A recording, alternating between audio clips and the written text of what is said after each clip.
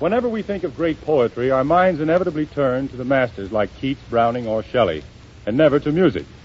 We seem to forget that some of our lyric writers are really fine poets. One such famous poet is Irving Berlin.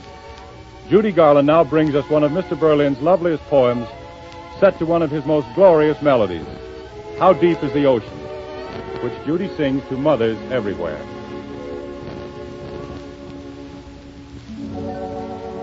How much do I love you? I'll tell you no lie. How deep is the ocean? How high is the sky? How many times a day do I think of you? How many roses are sprinkled with you?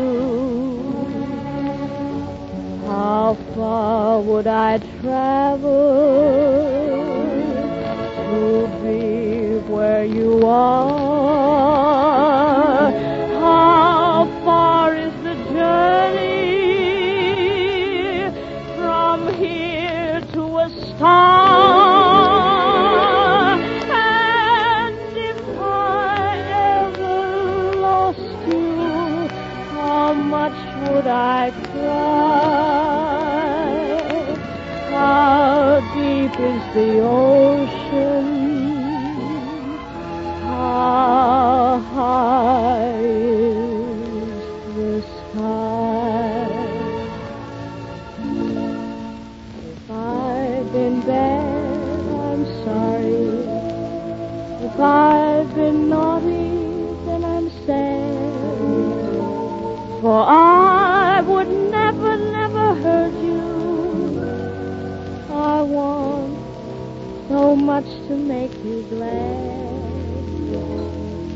Perhaps someday I'll find a way to show you, a way to show you how much you've been worth, a way to say how very much I love you. The grandest mother on this earth.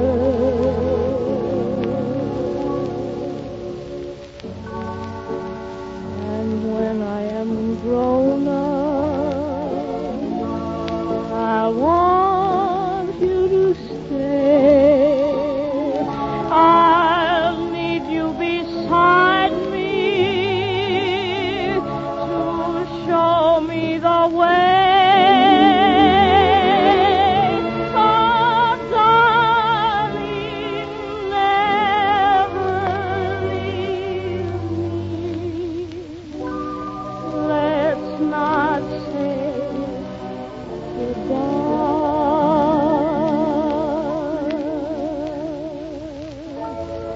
We'll go on together. My mother and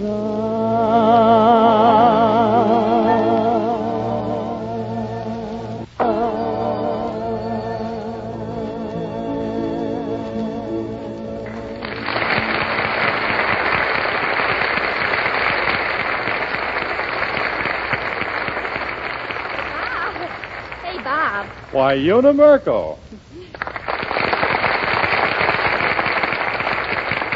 I'm glad to see you. Oh, well, I'm glad to be here, Bob. I always have such a lovely time with you. You're always so considerate and thoughtful, and I've always liked you and kind of looked up to you. And, well, I'm always thinking about you. And then, of course, I heard that Clark Gable was going to be here, too. Oh, but you're always thinking of me. Oh, I surely am, Clark. Bob.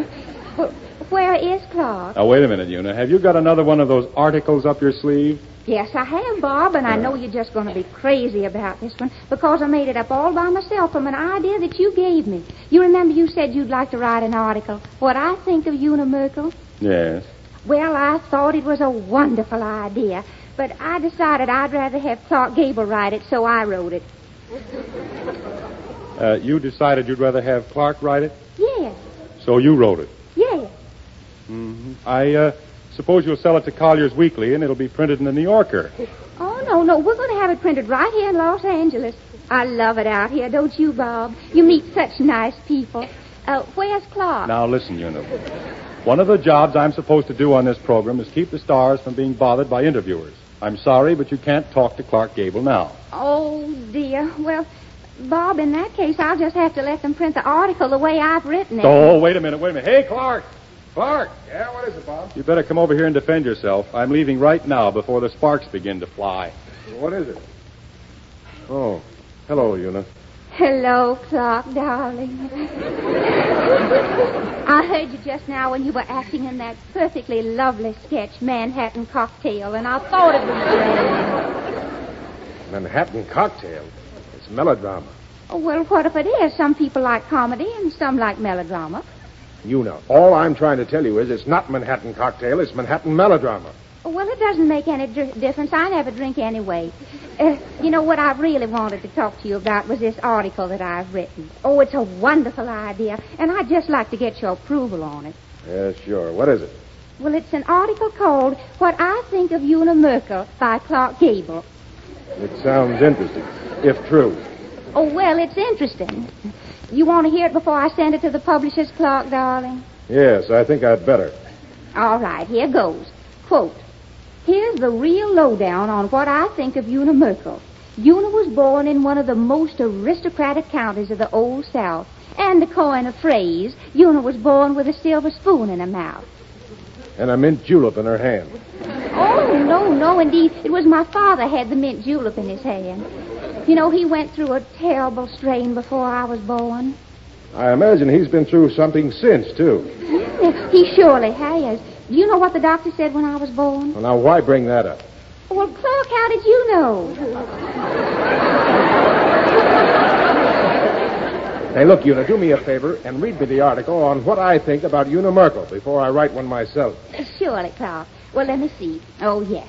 Quote, Una's childhood was the childhood of any high-spirited Southern girl of gentle breathing, very much like that of the famed heroine Scarlett O'Hara. She was naturally inclined toward acting at a very early age. Her Southern background enabled her What's all this Southern stuff, Una? What's that got to do with what I think of Una Merkel? Oh, well, nothing, but I thought it might help me get a part in Gone with the Wind. I see. Well, it's too bad you weren't born in France. Why? Well, we could give Marie Antoinette a plug. Now, go ahead with the article. Well, I guess I'd better start right down here at the second paragraph. This first part's all about my size and age and weight and where Mr. Selznick can reach me if he still hasn't found the Scarlet O'Hara, you know. Yes, oh, sure. Maybe you could throw in a little advertisement to sell your car, too. Oh, I did. Go ahead, Una. All right. Quote, whenever anybody asks me who is my ideal girl, I immediately say Una Merkel, quicker than you can say Jack Robinson. Is that okay with you, Clark? I'll take Jack Robinson. But don't mind me. Keep punching, Una.